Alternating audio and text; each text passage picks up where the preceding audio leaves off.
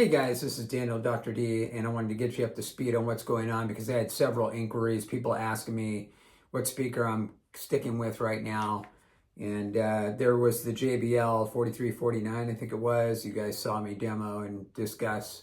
But that's Bob's speaker. He has that at the studio, and that's working out nicely. And what I'm currently working with is my DIY Heresy. Now, the DIY Forte, that was sold, and that was for $750. I sold both of those. I didn't charge labor. I was just sold it for what my actual cost was to actually make it, the retail cost. And that sold in a few days.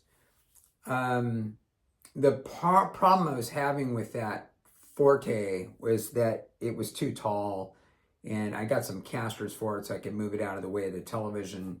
And my wife is just getting a little flustered with it, and I can't use it in this room because it's just too tall. And I was kind of like, darn, man, I didn't factor in the wife acceptance factor, unfortunately. So I got kind of tired of pulling it out of that way of that TV, as you can see. And so they are gone, which is unfortunate, but that's just the way it is. And I needed to make some space so I can work on a new project, which is going to be a shorter and wider speaker. And so in the meantime, I'm using the Heresy version of that DIY horn. And so right now you can see behind me, I have the Forte 1, and that is in this room because I needed somewhere to put them, because I put the shorter Heresy with the bigger horn in the front room for now, because I was just doing some recordings and stuff like that and just listening to that. I just love to hear those horns in that big front room. It just sounds fantastic, really gorgeous. So I'm really happy with that. Nevertheless, I'll eventually bring them back into this room and put the regular Forte ones out there. But the reason that I originally hung on to the Fortes here, as you can see, is because those were used and are being used as a frame of reference for sound with regard to the mid-range and the top end and the bottom end, so I can get an idea of where I'm trying to tune the DIY speaker. And I've really also come to really love that Lokius from Schiit Audio. I think that thing is fantastic. There are 6 bands on there, but if I had to do it all again, I think I would have just gone with the $149 Loki.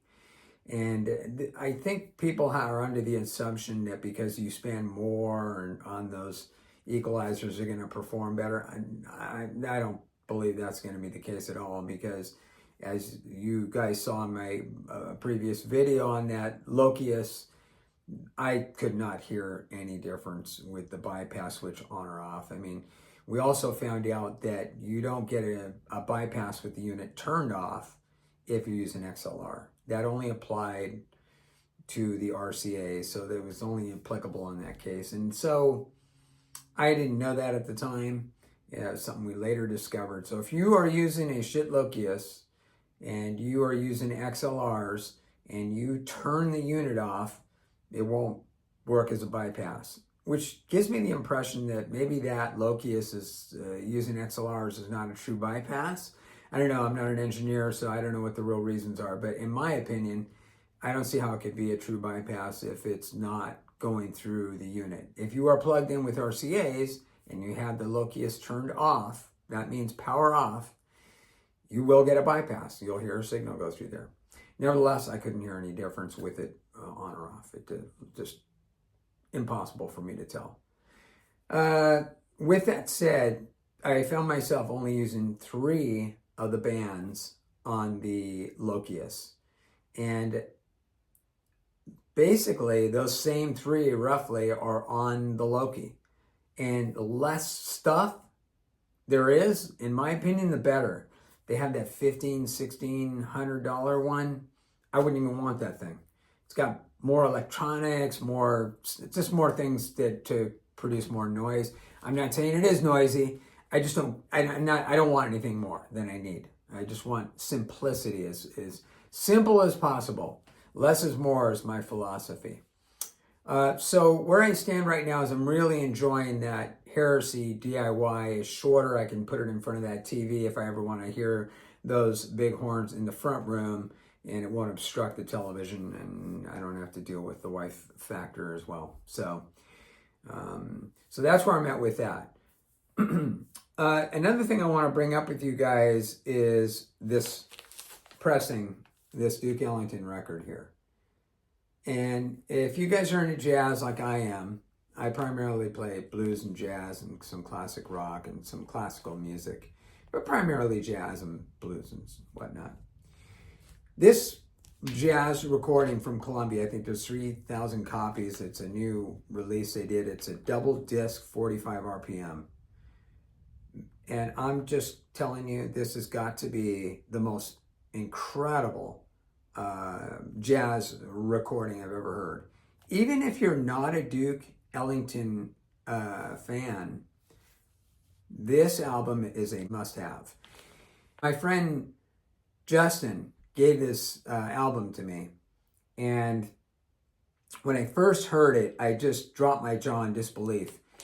The sound stage is so palpable. The realism is unparalleled.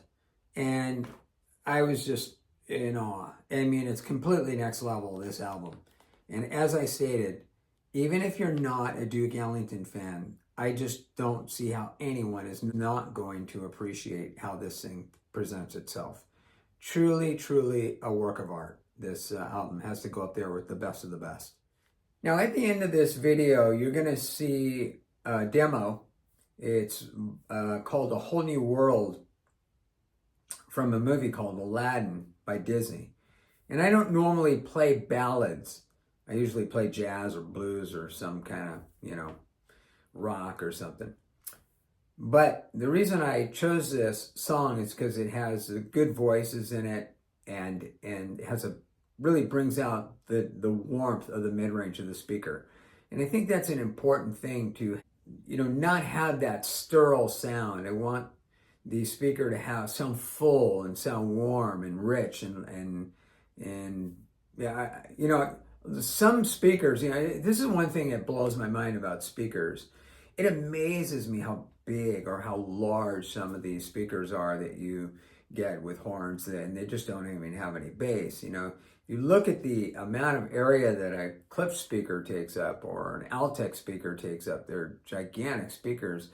But in defense of those kinds of speakers, they can produce a very fast or immediate bass. So I think there's going to be some ups and downs with all of this, and I don't think anything's going to be just perfect, But I am really enjoying the DIY Heresy that I have currently, and it is the best speaker in my collection at this time.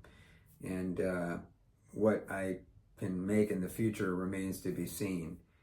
But putting the DIY speaker together made me appreciate how difficult it is a task, and what manufacturers and designers and engineers must go through in order to produce something that is nice. And, it's not just taking a box out of wood and throwing some speakers in it. It's not so simple, So, yeah, it really made me appreciate it. I think if you are a jazz fan, you love to listen to jazz like I do, and you want a horn speaker, you can look online. There's some good deals on the Klipsch Heritage line. I highly recommend the Forte ones that you see behind me. You can get these things for as little as $1,000 to $1,500 on Craigslist. You can look on eBay, Reverb, check out different sources.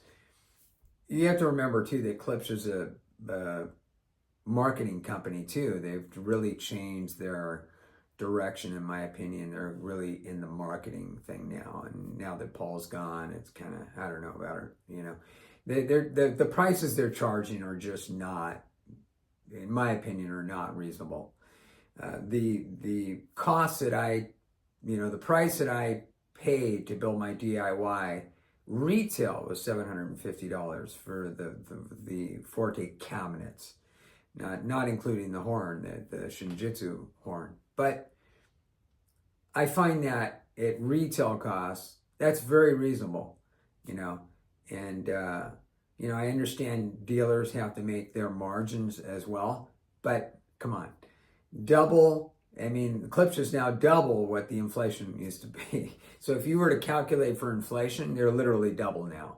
They just said, heck with it, we're going to raise the price. And I don't think they're charging for what they're giving. They should be charging a lot less than that. And like I say, if you want, go online and you want some horn speakers, I recommend horns. I think they sound the nicest with jazz. That's my opinion.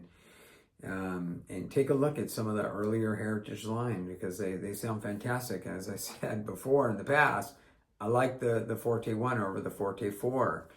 I don't think I think when Klipsch designed the Forte in the 80s, I think they got it right the first time. They didn't need to continue on. But from a marketing aspect, you have to produce new things. Otherwise, nothing's going to sell, right? Because people want to be sold. They want to be marketed. They want to sell themselves, what's funny is when you look at the price of the speaker used online, in my opinion, it's going to sound better than the current entry level of Klipsch anyway, in the Heritage line. So, just do the math, The Heresy, in my opinion, is still a nice speaker. And the reason that I keep that cabinet is because I like to use or go back and listen to it to remember what it sounded like, and that's where I use the subwoofer for. Now, when you see this demo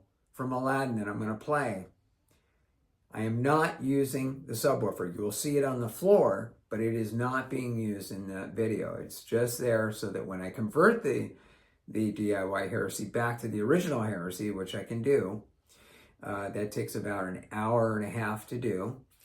I put the subwoofer on to make it a full range speaker. Even the Heresy 1 or the 2 or the 3s, you can get them for a good deal online. And they are fantastic jazz speakers. I know the guys, the Chicago horn loudspeaker guys, don't like the original Heresy as much. But in my opinion, it's still a nice jazz speakers, and opinions will vary. And it depends on the context of what they mean by that. And, particularly what genre of music you're playing it with. Because the Heresy doesn't sound particularly good with certain genres of music. So it will just depend. But for jazz, it does produce that horn sound, and that classic horn sound, which I like, and they're extremely efficient. So anyway, love the Chicago horn, guys. If you guys want another channel to look at, I would recommend the Chicago horn loudspeaker guys. They're just really cool. I think they have like around 1,500 subscribers. And don't worry about subscriber counts. These guys are not marketers. They're not like, Mr. Subscribe to my channel kind of thing.